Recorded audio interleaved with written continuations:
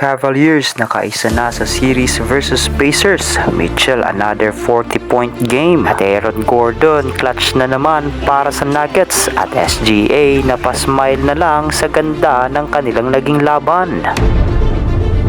Nakabawi ang Cavaliers sa Game 3 at ito ay sa tahanan pa mismo ng Pacers. Naglaro sa Game 3 para sa Cavs ang mga players nila na wala noong Game 2. Kaya na lamang nila DeAndre Hunter, Darius Garland at ang NBA Defensive Player of the Year na si Evan Mobley. Pero ang bumida para sa Cavaliers ay ang kanilang star player na si Donovan Mitchell na nagtala ng 43 points, 9 rebounds at 5 assists. Samantala inulan naman ng batikos ang star ng Pacers na si Tyrese Haliburton.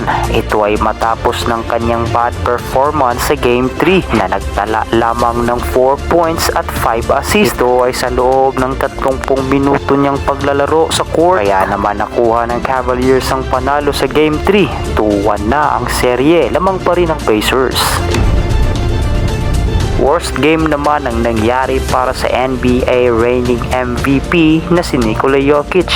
Ito ay sa kabila ng kanyang 20 points, 16 rebounds at 6 assists.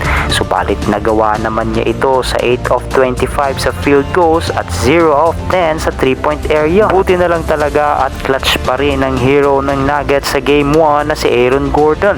Ito ay nang maipasok niya ang game-tying 3-pointer na nagdala sa Nuggets sa overtime. At sa overtime naman ay 2 points lamang ang naitala ng OKC. Kaya naman nakuha ng Denver ang panalo sa Game 3. 2-1 na rin ang serye ng dalawang koponan, lamang ang Denver.